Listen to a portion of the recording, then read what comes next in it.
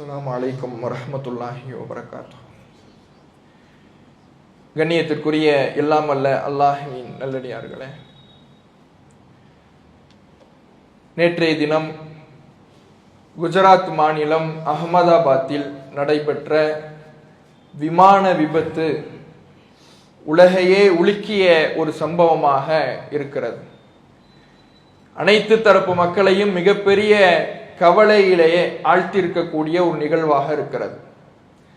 அந்த விமானத்தில் பயணித்த விமான ஓட்டிகள், விமான ஊழியர்கள் உட்பட 250க்கு மேற்பட்டவர்கள் அவர்கள் உயிரிழந்திருப்பதாக தகவல்கள் வெளியாகி இருக்கிறது.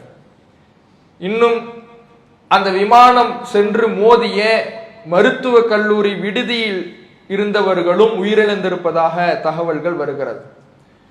பொதுவாக விபத்து என்பது அது எதர்ச்சையாக நடக்கக்கூடிய ஒன்றுதான். விபத்து என்பது இது போன்ற எதர்ச்சையாக எப்போதாவது நடைபெறக்கூடிய ஒரு நிகழ்வு.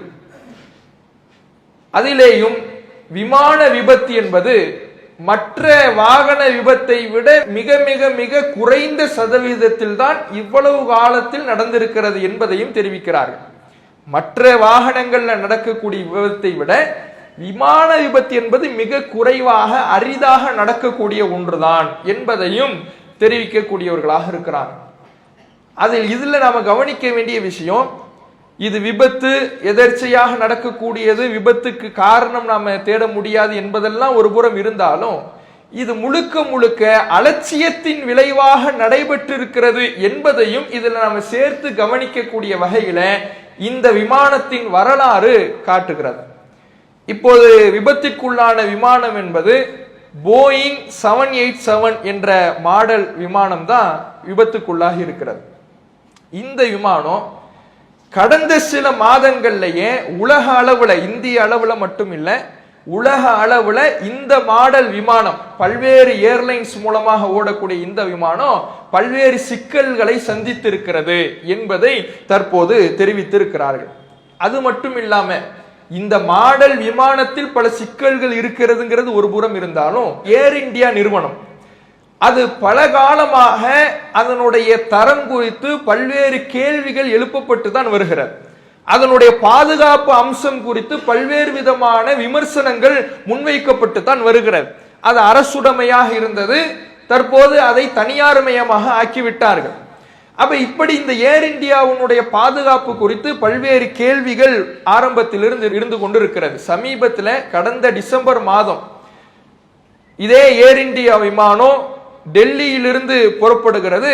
புறப்பட்ட அந்த விமானத்தில் கோளாறு ஏற்பட்டு கிட்டத்தட்ட அதை தரை இறக்குவதற்கு 28 மணி நேரங்கள் மிகப்பெரிய போராட்டத்துக்கு பிறகு பாதுகாப்பாக தரை இறக்கப்படுகிறது. அப்ப இதுல எந்த உயிர் சேதமும் இல்லை.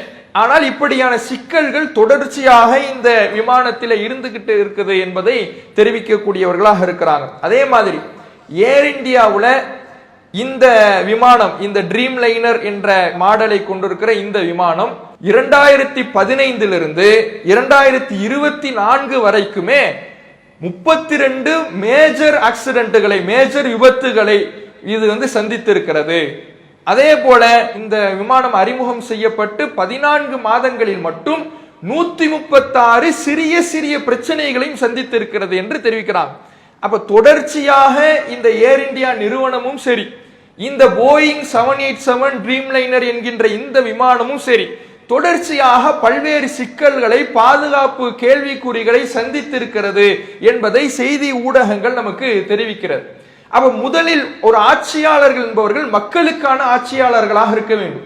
மக்களுக்கான ஆட்சியாளராக இருக்கின்ற பொழுது அவர்கள் ஒரு முறை ஆரம்பத்தில் முதல் தடவை ஒரு கோளாறு, ஒரு பிரச்சனை, பாதுகாப்பு குறைபாடு என்று வருகிற பொழுதே அதை சரி செய்வதற்கான நிரந்தர தீர்வை காண்பதற்கான முயற்சியில் இறங்கியிருப்பார்கள் என்றால் இத்தனை உயிர் இழப்புகளை தவிர்த்திருக்கலாம். அப்ப இவ்வளவு உயிரிழப்புகள் இன்றைக்கு ஏற்பட்டிருக்கிறது. அவர்களுக்கு நிவாரண தொகை கோடி ரூபாய் கொடுத்தாலும் உயிர் திரும்ப வர போறது இல்லை. அப்ப இனி அரசாங்கம் என்ன செய்யணும்னா, இனிமேல் இது போன்ற ஒரு அசம்பாவித சம்பவம் நடைபெறாமல் நிரந்தர தீர்வை இதற்கு எட்டக்கூடியவர்களாக இருக்கணும். பயணிகள் இப்ப ஏர்போர்ட் பிளைட்ல பயணிக்கிறாங்கன்னா பயணிகளுக்கு அவ்வளவு கட்டுப்பாடு போடுறாங்க. பயணிகளை செக் பண்றதுல, பயணிகளை அவர்களை சோதிக்கிறதுல, அவர்களுடைய லக்கேஜுகளை சோதிக்கிறதுல அவ்வளவு பெரிய கட்டுப்பாடுகள் இருக்குது. எதை கொண்டு வரணும், எதை கொண்டு வரக்கூடாது என்று பல்வேறு கட்டுப்பாடுகள் இருக்குது. இதெல்லாம் இருப்பதை போல அந்த ஏர்லைன்ஸுக்கும் பிளைட்டுக்கும் அதனுடைய பாதுகாப்பையும் உறுதி செய்வது ஒரு அரசாங்கத்தினுடைய கடமை.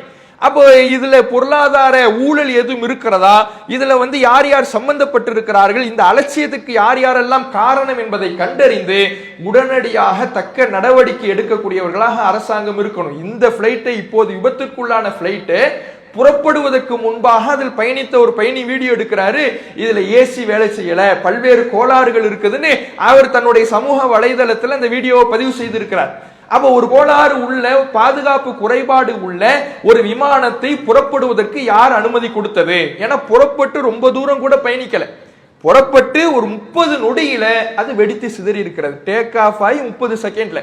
அப்ப என்ன, எவ்வளவு பெரிய அலட்சியம், எவ்வளவு பெரிய ஊழல், அல்லது இதற்கு பின்புலத்தில் வேறு ஏதேனும் காரணங்கள் இருக்கிறதா என்பதை விமானத்தில் கிடைக்கக்கூடிய அந்த பிளாக் பாக்ஸ், கருப்பு பெட்டியை வைத்து உடனடியாக கண்டறிந்து இதில் சம்பந்தப்பட்டவர்கள், இதனுடைய அலட்சியத்தில் துணை நின்றவர்கள், இதில் அலட்சிய போக்கு காட்டியவர்கள் என்று எல்லோருக்கும் கடுமையான நடவடிக்கைகள் எடுக்க வேண்டும். இனி இது போன்ற பாதுகாப்பு குறைபாடுகள் ஏற்படாமல் இருக்க நிரந்தர தீர்வை எட்டணும். ஏன்னா இன்றைக்கு அரசாங்கங்கள் நிரந்தர தீர்வை எட்டக்கூடியவர்களாக இல்லை.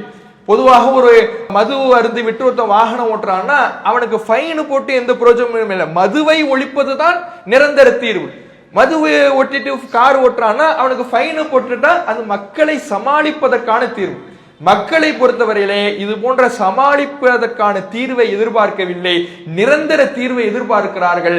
அதை ஆட்சியாளர்கள் வழங்கக்கூடியவர்களாக, உறுதி செய்யக்கூடியவர்களாக இருக்க வேண்டும்.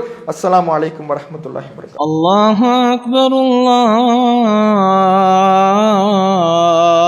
அக்பர்.